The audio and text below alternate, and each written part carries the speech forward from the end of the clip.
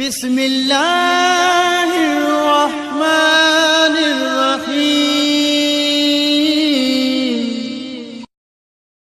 أعوذ بالله من الشيطان الرجيم بسم الله الرحمن الرحيم الحمد لله رب العالمين والصلاة والسلام على رسوله الكريم وآله الطيبين الطاهرين المعصومين أما بعد فقد قال سبحانه وتعالى في كتابه المجيد بسم الله الرحمن الرحيم इन्ना आतैना कल कौसर। मौजूद नाज़रीन, जी त मुसीबत जनाब सैयदा जी 8 नंबर नशस्त सां गॾु तव्हांजी ख़िदमत में हाज़िर आहियूं। गुज़िश्ता नशस्त में असां इहो बयानु कयो हुओसीं त मुसलमान जनाब सैयदा जे दरवाज़े ते बाहि खणी आया ऐं ॿरंदड़ दरवाज़ो जनाब सैयदा मथां कराए, जंहिंजे नतीजे में जनाब सैयदा जो मोहसिन बि शहीद थी वियो ऐं ॿिया सॼियूं बि ज़ख़्मी थियूं ऐं हज़रत अली अलैहिस्सलाम खे क़ैदी बणाए दरबार जे तरफ़ वठी विया। हज़रत अली अलैहिस्सलाम जो क़ैदी बणजण इहा जनाब सैयदा जे लाइ तमामु वॾी मुसीबत आहे ऐं जनाब सैयदा इन जो दिफ़ा कयो। जॾहिं जनाब सैयदा इहो चयो फिज़ा खे त फिज़ा मूंखे सहारो ॾे, जॾहिं फिज़ा सहारो ॾिनो जनाब सैयदा उथी, जॾहिं घर में ॾिठई अली नज़र न आयो, फरमाइण थी फिज़ा मुंहिंजो सरताज मुंहिंजो सहारो अली किथे आहे।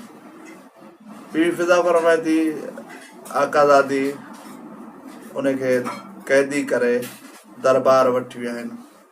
जॾहिं जनाब सैयदा इहो ॿुधो त वॾी जल्दी सां जनाब सैयदा खे पंहिंजे ज़ख़्मनि जा ॾुख भुलिजी विया ऐं जल्दी सां पंहिंजी चादर संभालियो ऐं हज़रत अली जे दिफ़ा ख़ातिर दरबार जी तरफ़ रुख़ कयो ऐं हज़रत अली जे उते वञी हज़रत अली जी अबा खे मज़बूती सां पकड़ियो।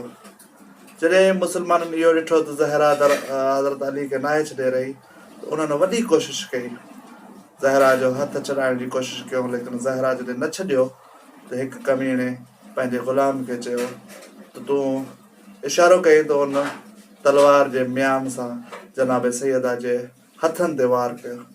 एतिरे क़दुरु जो जनाब सैयदा उते ई किरी पियो ऐं जनाब सैयदा जो हथु अली अलैहिस्सलाम जी अबा मां छुटी वियो।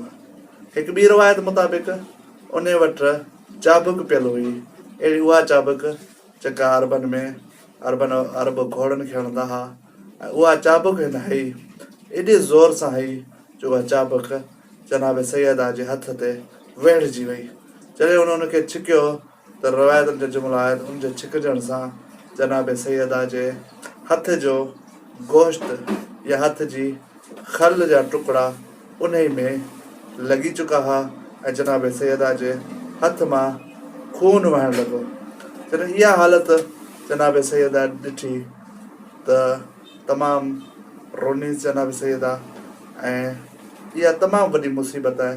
इंशाअल्लाह बाक़ी अॻिते जनाब सैयदा जा मसाइब बयानु कंदासीं। वस्सलामु अलैकुम।